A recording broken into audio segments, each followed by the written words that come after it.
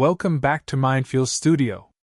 In Chapter 9 of the Kite Runner, Amir's guilt continues to grow, and he struggles to live with the secret he carries. Unable to face Hassan, Amir makes a decision that will change both of their lives and the future of their friendship. Let's see what happens next. Sitting in the middle of my room the next morning, I ripped open box after box of presents. I don't know why I even bothered, since I just gave them a joyless glance and pitched them to the corner of the room.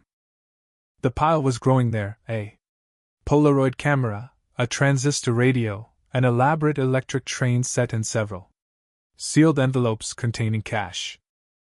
I knew I'd never spend the money or listen to the radio, and the electric train would never trundle down its tracks in my room. I didn't want any of it. It was all blood money. Baba would have never thrown me a party like that if I hadn't won the tournament. Baba gave me 2 presents. One was sure to become the envy of every kid in the neighborhood, a brand new Schwinn Stingray, the king of all bicycles. Only a handful of kids in all of Kabul owned a new Stingray, and now I was one of them. It had high-rise handlebars with black rubber grips and its famous banana seat. The spokes were gold-colored and the steel frame body red, like a candy apple or blood. Any other kid would have hopped on the bike immediately and taken it for a full block skid.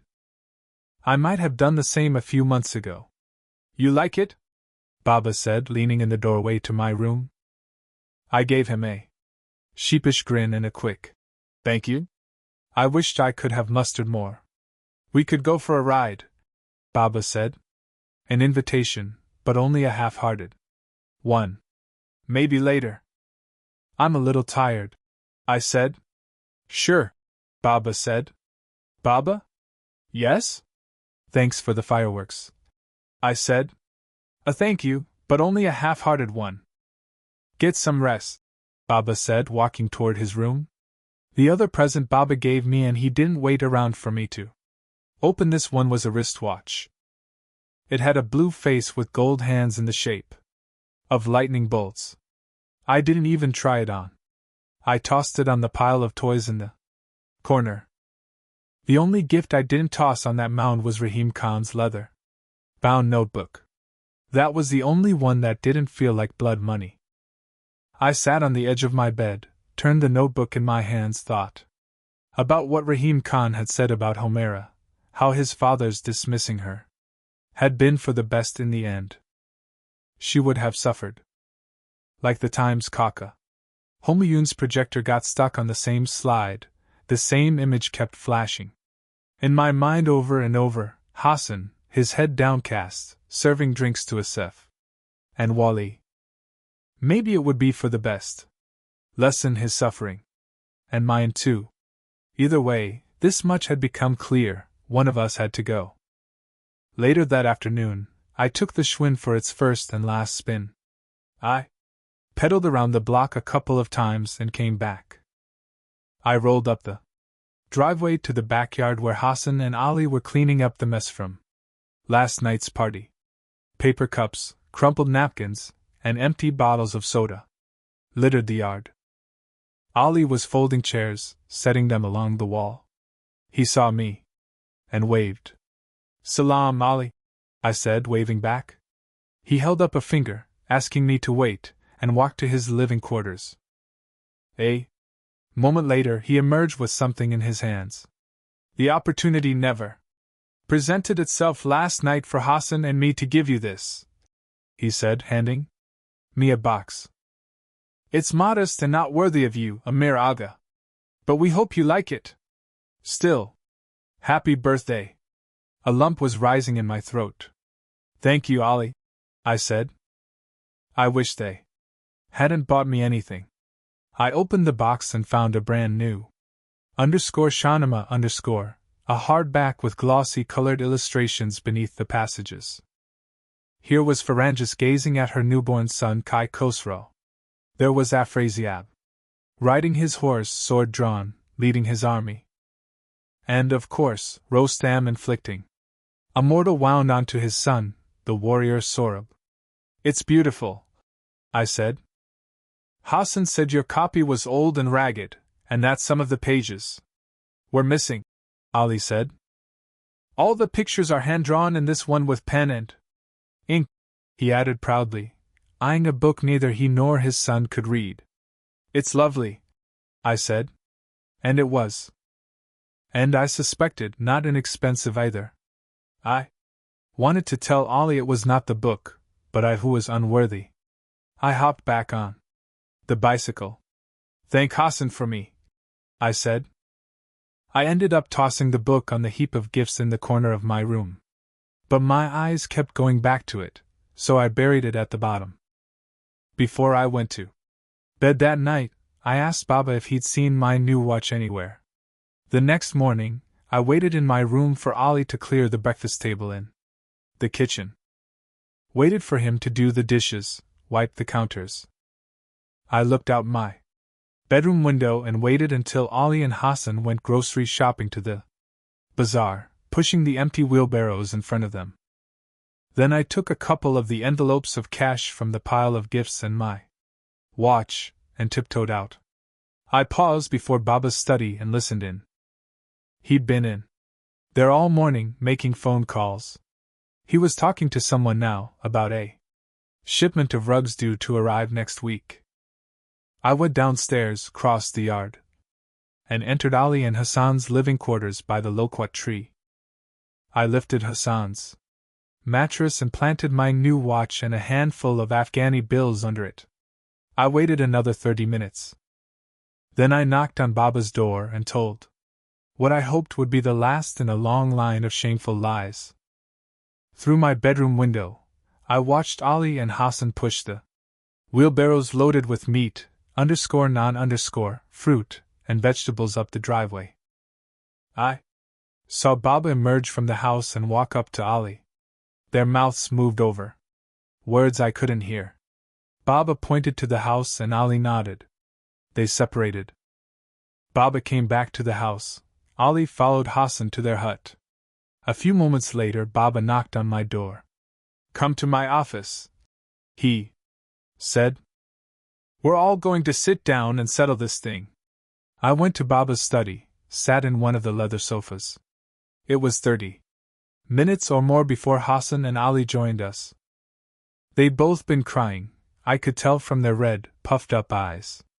They stood before Baba, hand in hand, and I wondered how and when I'd become capable of causing this kind of pain.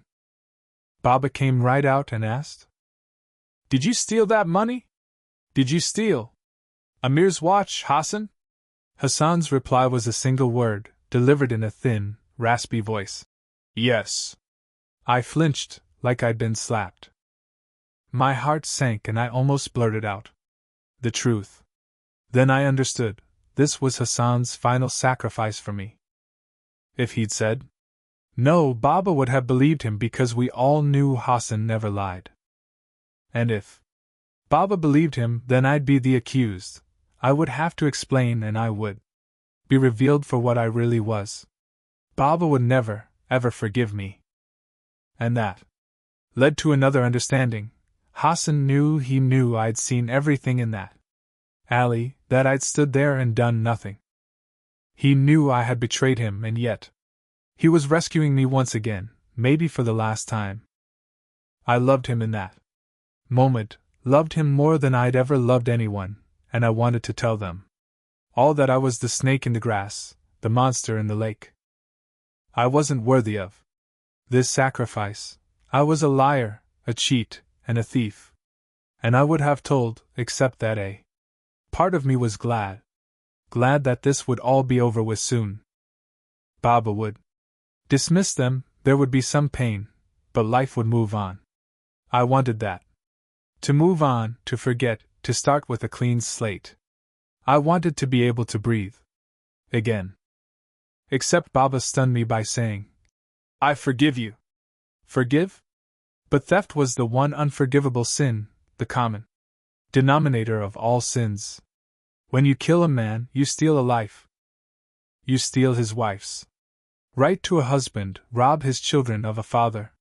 When you tell a lie, you steal Someone's right to the truth. When you cheat, you steal the right to fairness. There is no act more wretched than stealing. Hadn't Baba sat me on his lap and said those words to me? Then how could he just forgive Hassan? And if Baba could forgive that, then why couldn't he forgive me for not being the son he'd always wanted? Why?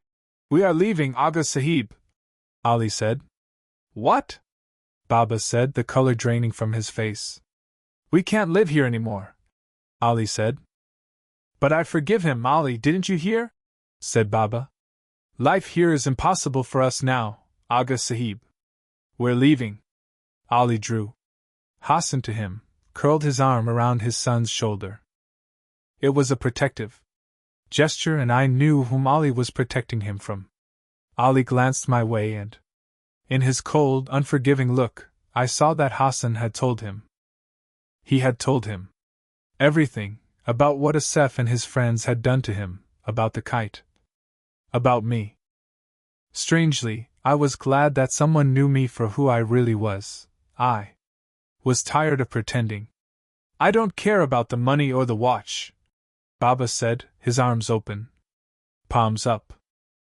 I don't understand why you're doing this. What do you mean? Impossible? I'm sorry, Aga Sahib, but our bags are already packed. We have made our decision. Baba stood up, a sheen of grief across his face. Ali, haven't I provided well for you? Haven't I been good to you and Hassan? You're the brother I never had, Ali, you know that. Please don't do this. Don't make this even more difficult than it already is, Aga Sahib, Ali said.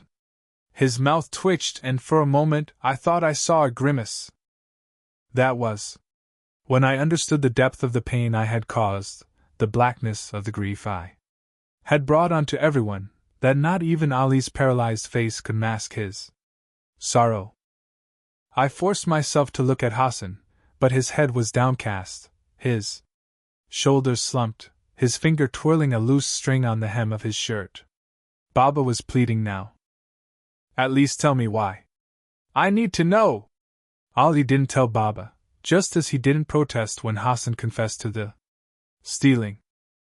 I'll never really know why, but I could imagine the two of them in that dim little hut weeping, Hassan pleading him not to give me away. But I couldn't imagine the restraint it must have taken Ali to keep that promise. Will you drive us to the bus station? I forbid you to do this, Baba bellowed. Do you hear me? I forbid you. Respectfully, you can't forbid me anything, Aga Sahib, Ali said. We don't work for you anymore. Where will you go? Baba asked. His voice was breaking. Hazarajat. To your cousin? Yes. Will you take us to the bus station, Aga Sahib? Then I saw Baba do something I had never seen him do before. He cried. It scared me a little, seeing a grown man sob. Fathers weren't supposed to cry. Please, Baba was saying, but Ali had already turned to the door, Hassan trailing him. I'll never forget the way Baba said that, the pain in his plea, the fear. In Kabul, it rarely rained in the summer. Blue skies stood tall and far, the sun like a branding iron searing the back of your neck. Creeks where Hassan and I skipped stones all spring turned dry, and rickshaws stirred dust when they sputtered by. People went to mosques for their 10 rakats of noontime prayer, and then retreated to whatever shade they could find to nap in, waiting for the cool of early evening. Summer meant long school days sweating in tightly packed, poorly ventilated classrooms learning to recite ayats from the Quran, struggling with those tongue-twisting, exotic Arabic words. It meant catching flies in your palm while the mullah droned on and a hot breeze brought with it the smell of shit from the outhouse across the schoolyard, churning dust around the lone, rickety basketball hoop. But it rained the afternoon Baba took Ali and Hassan to the bus station. Thunderheads rolled in, painted the sky iron gray. Within minutes, sheets of rain were sweeping in, the steady hiss of falling water swelling in my ears. Baba had offered to drive them to Bamiyan himself, but Ali refused. Through the blurry, rain-soaked window of my bedroom, I watched Ali haul the lone suitcase carrying all of their belongings to Baba's car idling outside the gates. Hassan lugged his mattress, rolled tightly and tied with a rope, on his back. He'd left all of his toys behind in the empty shack. I discovered them the next day, piled in a corner just like the birthday presents in my room. Slithering beads of rain sluiced down my window. I saw Baba slam the trunk shut. Already drenched, he walked to the driver's side, leaned in and said something to Ali in the back seat, perhaps one last-ditch effort to change his mind. They talked that way a while, Baba getting soaked, stooping, one arm on the roof of the car. But when he straightened, I saw in his slumping shoulders that the life I had known since I'd been born was over. Baba slid in. The headlights came on and cut twin funnels of light in the rain. If this were one of the Hindi movies Hassan and I used to watch, this was the part where I'd run outside, my bare feet splashing rainwater. I'd chase the car, screaming for it to stop. I'd pull Hassan out of the back seat and tell him I was sorry, so sorry, my tears mixing with rainwater. We'd hug in the downpour. But this was no Hindi movie. I was sorry, but I didn't cry and I didn't chase the car. I watched Baba's car pull away from the curb, taking with it the person whose first spoken word had been my name. I caught one final blurry glimpse of Hassan slumped in the back seat before Baba turned left at the street corner where we'd played marbles so many times. I stepped back and all I saw was rain through window panes that looked like melting silver. And that's Chapter 9. Amir's actions lead to a heartbreaking decision that separates him from Hassan and changes the course of their lives. What follows will leave a deep mark on Amir's heart and shape the story ahead. Like and subscribe to Mindfuel Studio to continue the story in Chapter 10.